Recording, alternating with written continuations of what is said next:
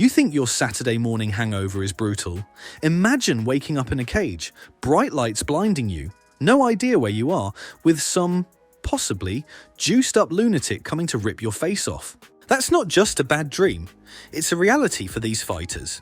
Yet somehow, against all odds, they didn't just survive, they flipped the script and came out on top.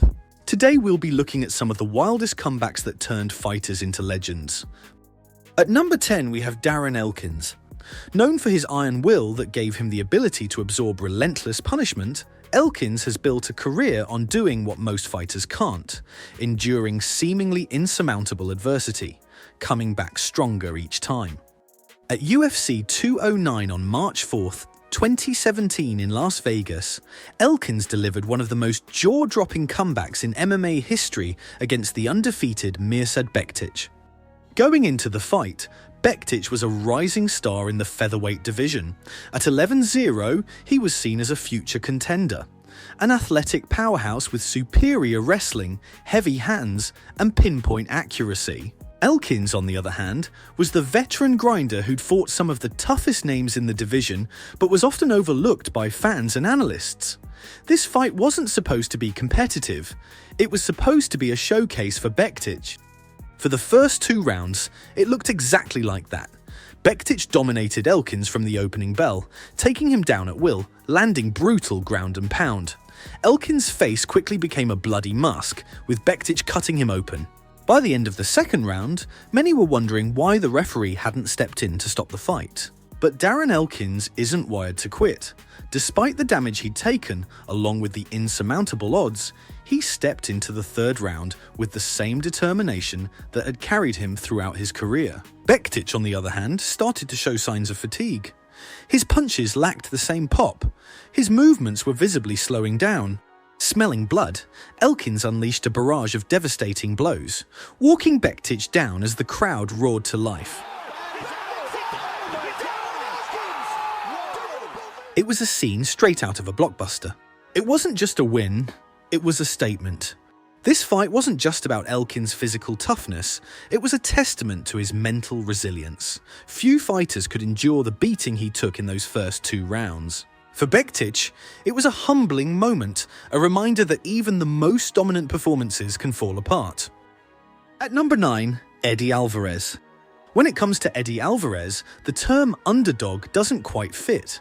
Known as the Underground King, Alvarez has built a career on grit, toughness, as well as the ability to snatch victory from the jaws of defeat. But even for someone as battle-tested as Alvarez, his fight against Edouard Folayang at ONE Championship, Dawn of Heroes, was a true showcase of his indomitable spirit.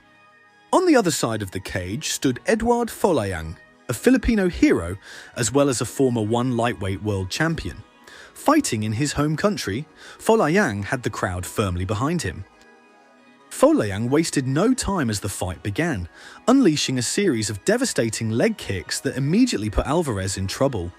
One particularly brutal kick sent Alvarez crumpling to the mat, grimacing in pain. The Filipino crowd erupted as Folayang seized his chance, swarming Alvarez with ground and pound that seemed moments away from ending the fight. As Folayang continued his assault, Alvarez remained calm under fire. Alvarez reversed the position, taking the Filipino stars back. In a flash, the Underground King had sunk in a rear-naked choke. The crowd, moments ago roaring in Folayang's favor, fell silent. The tap came at 2 minutes 42 seconds of the first round. A stunning comeback victory that reminded the world why Eddie Alvarez is one of the most dangerous fighters in MMA. This win wasn't just about advancing in the ONE Lightweight World Grand Prix. For Alvarez, it was redemption, a statement that he wasn't done yet. The fight perfectly encapsulated his career, battling through adversity, weathering the storm, and emerging victoriously when the odds were stacked against him. For Edouard Folayang, it was a heartbreaking loss in front of his home crowd, but even in defeat, Folayang's early dominance showcased why he's considered one of the most dangerous strikers in ONE Championship history. At number 8, Frankie Edgar. Resilience, determination, sheer grit. These ingredients would come together in Frankie Edgar's trilogy against Gray Maynard, standing as one of the defining rivalries in MMA history. Their bouts weren't just fights, they were wars that showcased the heart of a champion, demonstrating the unforgiving nature of the sport. The story began in April of 2008 at UFC Fight Night 13, where Maynard handed Edgar his first professional loss via unanimous decision. It was a dominant performance by the Bully, showcasing his suffocating wrestling, immense size, along with the power of a bulldozer. But for Frankie, it was just the beginning of a rivalry that would shape his legacy. Fast forward to UFC 125, January 1st, 2011 in Las Vegas. Edgar was now the lightweight champion, coming off 2 consecutive victories over BJ Penn, while Maynard had climbed his way to the top, earning a title shot. The stakes couldn't have been higher. What followed was one of the greatest fights in UFC history. From the opening bell, Maynard came out like a freight train. In the first round, he rocked Edgar with a devastating uppercut, sending the champ sprawling across the cage. Maynard poured on the punishment, landing brutal combinations that dropped Edgar repeatedly. It looked like the fight was seconds away from being stopped, but somehow Edgar survived. As the second round began, it was as if Edgar had pressed the reset button. Despite the damage he'd absorbed, the answer began to find his rhythm. He utilized speed with well-practiced footwork, alongside relentless pacing to chip away at Maynard. By the championship rounds, the momentum had shifted, with Edgar landing clean strikes, even securing a takedown against the wrestler. The fight went all 5 rounds, leaving the judges with an impossible decision. When the scorecards were read, it was declared a split draw, a rare outcome in a title fight. Edgar had retained his belt, but the rivalry was far from over. Come UFC 136, the two met for a third time with the stakes even higher. The first round played out like déjà vu, with Maynard once again dropping Edgar with brutal strikes, nearly ending the fight. But just like before, Edgar refused to quit. All over the action. Edgar would turn the tide, showing incredible recovery paired with adaptability. By the fourth round, he had Maynard on the back foot. Edgar landed a clean right hand that stunned Maynard, followed by a relentless barrage of punches that forced the referee to step in. Frankie Edgar had completed one of the greatest comebacks in MMA history, cementing his place as one of the toughest champions the sport had ever seen. The trilogy wasn't just about who won or lost, it was a testament to Edgar's unbreakable spirit, in addition to Maynard's raw power coupled with determination. Their battles were gritty, emotional, unforgettable, even earning Fight of the Night honors and a permanent spot in the UFC's Hall of Fame. At number 7, Yair Rodriguez. November 10th, 2018, Denver, Colorado, the UFC's 25th anniversary card had a headlining fight that promised fireworks. What happened that night delivered beyond anyone's wildest imagination. Not enough to stop the action. Yair El Pantera Rodriguez, a dynamic striker, was stepping in on short notice to face the beloved fan favorite Korean Zombie. The fight was a clash of style, of personality, an all-out battle of wills. Tried to come over the top with that kick, but got... Rodriguez, known for his explosive striking and creativity in the octagon, had earned a reputation as one of the UFC's most unpredictable fighters. On the other side was the Korean Zombie, a fighter whose relentless forward pressure summed with incredible toughness made him a cult hero in MMA.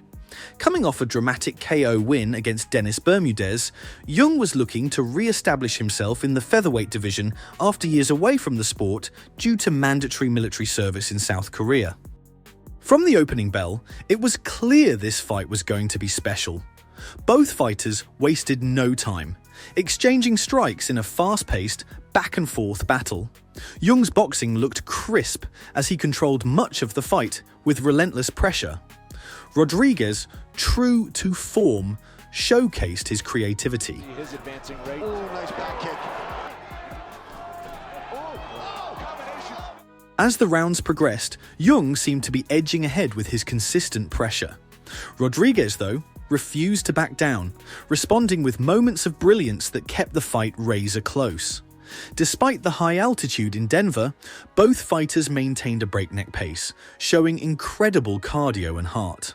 By the 5th round, it was anyone's fight. The crowd was on its feet, fully aware they were witnessing a classic. With just seconds remaining, it seemed destined to go to the judges. But Rodriguez had other plans.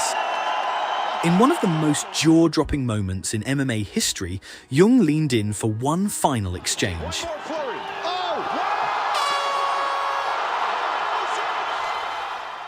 The Korean zombie crumpled to the canvas, unconscious. The crowd erupted in disbelief.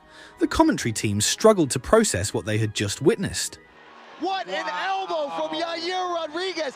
From our angle, guys, I don't mean to have dismissed anything Yair just did, because that is unbelievable. It was a finish that defied all odds. No one had ever seen anything like it before. Joe Rogan summed it up perfectly. Holy shit! Oh my god! Holy fuck! my There was God. 5 seconds left, Oh and my he threw a God. fucking elbow and knocked Korean Zombie out. Oh my god, that was insane. Look at him kick all the coaches. The victory was bittersweet for Rodriguez, who immediately knelt by Jung's side to check on his opponent. Despite the incredible finish, Rodriguez showed immense respect, a testament to the mutual admiration between two warriors. For the Korean Zombie, the loss was heartbreaking but did nothing to diminish his legendary status. Sometimes a fight becomes more than just a contest, it becomes a moment frozen in time. At number 6, Leon Edwards. August 20th, 2022. On one side, Kamaru Usman, the reigning welterweight champion, a dominant force on a 15-fight UFC win streak, and the pound-for-pound king. On the other, Leon "Rocky" Edwards, a quiet, determined underdog with a long unbeaten streak of his own, looking to finally cement his place at the top. From the outset, Usman was the heavy favourite. He'd defeated Edwards in their first encounter back in 2015, using his superior wrestling to shut Edwards down. And for most of this rematch, it seemed like history was repeating itself. Edwards doing a real nice job early, though, with his defensive wrestling. The fight started promisingly for Edwards. In the first round, he did what no one else had ever done to Usman. He secured a takedown and briefly mounted the champion. For a fleeting moment, Edwards looked like the better fighter, but from the second round onward, Usman took over. Wow. Oh, nice uppercut from the champion. Big shots from Usman. He imposed his will, pressing Edwards against the cage, grinding him down with relentless wrestling and landing hard strikes. Edwards, visibly fatigued and demoralized, seemed to be fading with each passing round. By the time the 5th round began, Usman was cruising to a comfortable decision victory. In Edwards' corner, his coach was desperate. Come on, we're going to pull back one now. It's 1-1. Come on.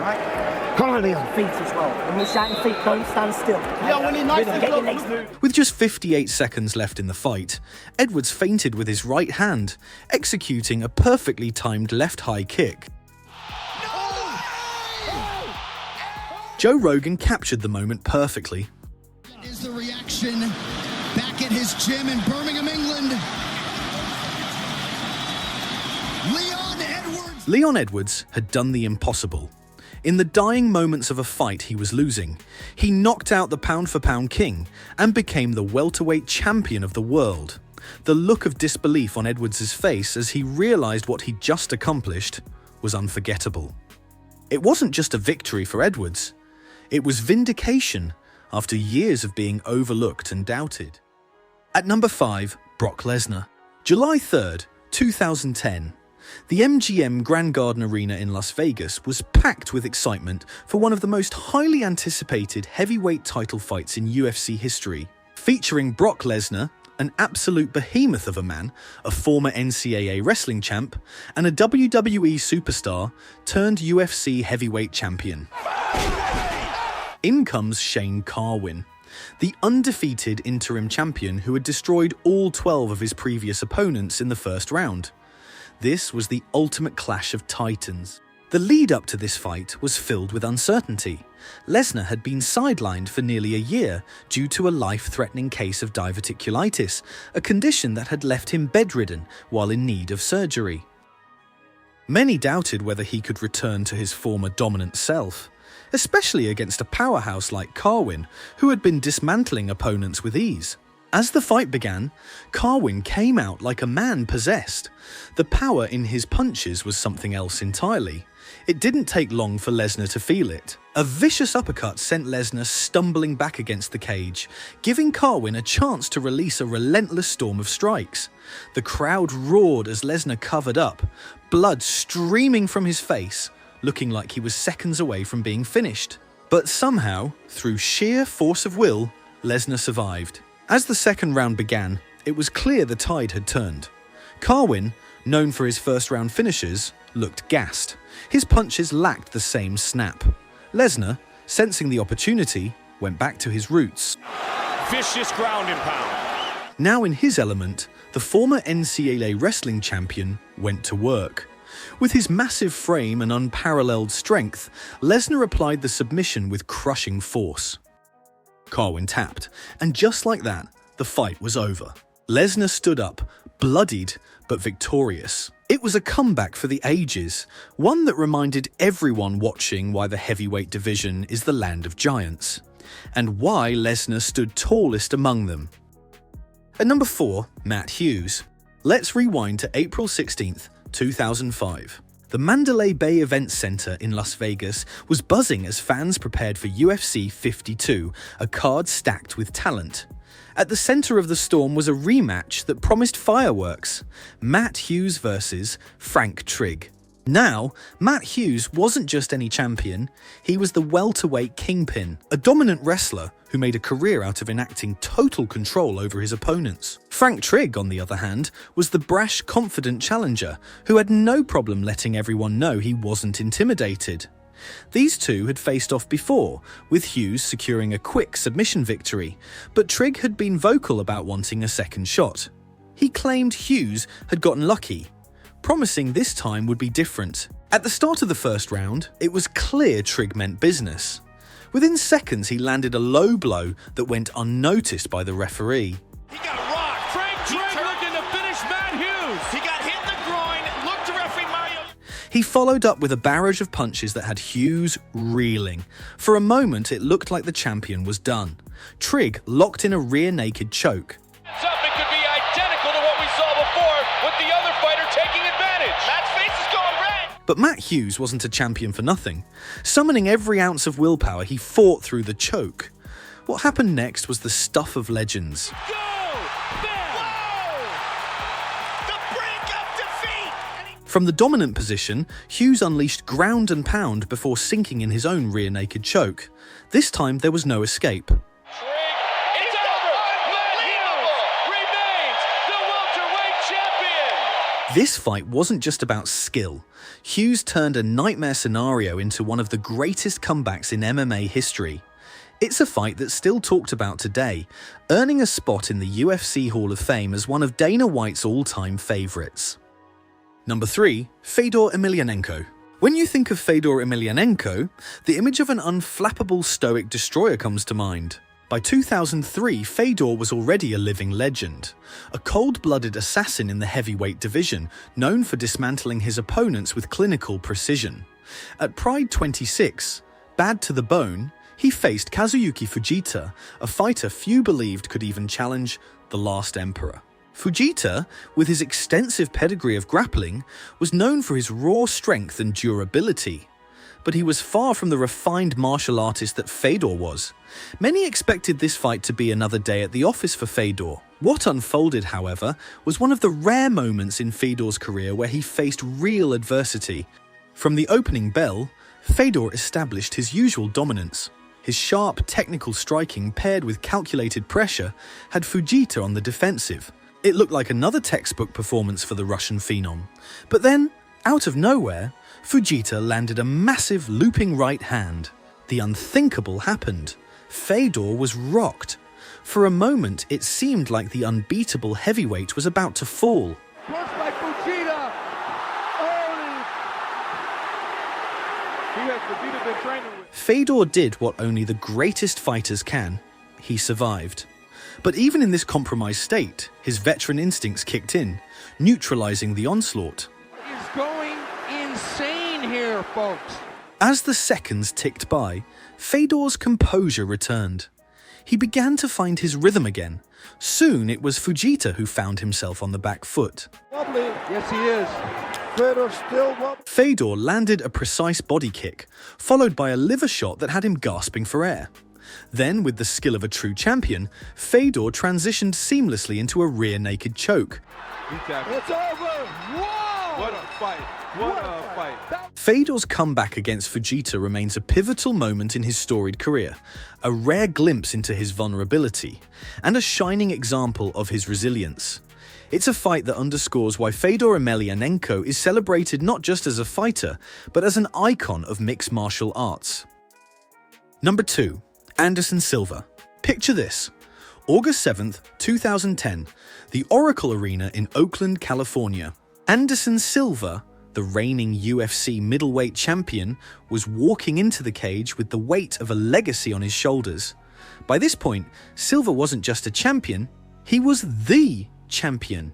He held the longest winning streak in UFC history, a flawless record in the promotion, with a reputation as an untouchable master of striking. But on this night, Silva wasn't just defending his belt, he was defending his pride.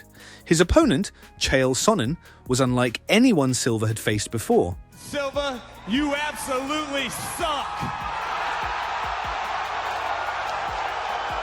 Sonnen spent months leading up to the fight relentlessly mocking Silva. Why are you asking questions in English? Anderson sits here like he doesn't understand you. Ed Soros interprets and we gotta hear it a second time. Dana White even issued a warning to Silva after some lackluster performances, saying another unexciting fight could end his UFC run. The stakes couldn't have been higher. You've been giving your instructions. I expect a clean fight. Obey my commands all the time. In the cage, Sonnen wasted no time proving he wasn't all talk, taking Silva down with ease and unleashing a shower of strikes. That wrestling background, and he's hitting him with some big shots. Catching him every time. Silva, known for his striking brilliance, looked helpless. Sonnen controlled every aspect of the fight, landing over 300 strikes while Silva managed just 64. For 4.5 rounds, Sonnen made good on his promise to dominate, causing fans to believe the unthinkable. Silva's legendary reign was coming to an end. Continuously with the knees. By the 5th round, Silva's corner knew he needed a miracle. His face was swollen, his confidence shaken. Sonnen was still on top, grinding out what seemed to be a sure victory. But Silva wasn't done yet. With just over 3 minutes left on the clock, Sonnen made one small mistake, a slight lapse in his positioning during a ground exchange. A record-setting. Watch out, triangle! This is trouble! This is trouble! That was all Silva needed. He's got his legs across. That's what's he's done it! The referee stepped in, Sonnen tapped. Silva had done the impossible. The crowd erupted. The commentators were in shock, but Silva, he stood up as if to say, "Did you really think it was going to end any other way?" The fight earned every accolade you can imagine. Fight of the night, fight of the year, submission of the night, and submission of the year. Years later, it was inducted into the UFC Hall of Fame, a testament to its place in the annals of MMA history. This fight was a story of resilience, of skill, of the kind of drama that makes MMA the most unpredictable sport in the world. Anderson Silva didn't just win that night, he reminded us why we call him the Spider. And at number 1, Cheick Kongo. Let's set the stage. June 26th, 2011, UFC Live on Versus. Cheick Kongo steps into the octagon with Pat Barry for what would become one of the most unforgettable moments in MMA history. On one side, you had Kongo, the French heavyweight known for his explosive striking. On the other, Pat Barry, a smaller heavyweight with dynamite in his hands and a kickboxing pedigree that made him a knockout artist to fear. From the opening bell, Barry came out guns blazing, landing a crushing right hand that sent Kongo crashing to the mat. The arena erupted. The commentators, including Joe Rogan, were already calling the fight over. Wow! Can Congo really survive? It looked like he was out. He is out. He's out. Nope, still. Congo was wobbling like a fighter on autopilot. As Barry came forward to finish the job, Congo unleashed a perfectly timed counter right uppercut. The crowd went from stunned silence to uncontainable chaos as the referee stepped in to wave it off. From the brink of disaster, Congo rose like a phoenix. This fight wasn't just about Congo's incredible resilience or Barry's heartbreaking collapse. It was a moment that defined the unpredictable beauty of MMA. No one could have predicted that Congo, on the verge of being stopped, would turn the fight around in such dramatic fashion. Dana White called it one of the greatest comebacks ever. And you know what? He's right. It was a roller coaster. It was pure, raw emotion. A lesson in never giving up. A perfect example of why we all fall in love with this sport. Comebacks. There's a reason they're the stories we never forget. From Cheick Kongo's jaw-dropping Hail Mary punch to Anderson Silva's poetic submission in the final moments, these fights remind us why MMA is the ultimate theatre of human resilience. It's not just about skill, it's about refusing to let the odds define you. The best part? There are more comebacks waiting to happen, with future legends crafting their own stories in the cage. But enough from us. We want to hear from you. Do you think you have what it takes to make a comeback like these fighters? Drop your thoughts in the comments below. If you haven't already, subscribe for more unforgettable MMA moments. We've got plenty more stories to tell. I'm James from Naps, Taps and Snaps, and I'll see you in the next one.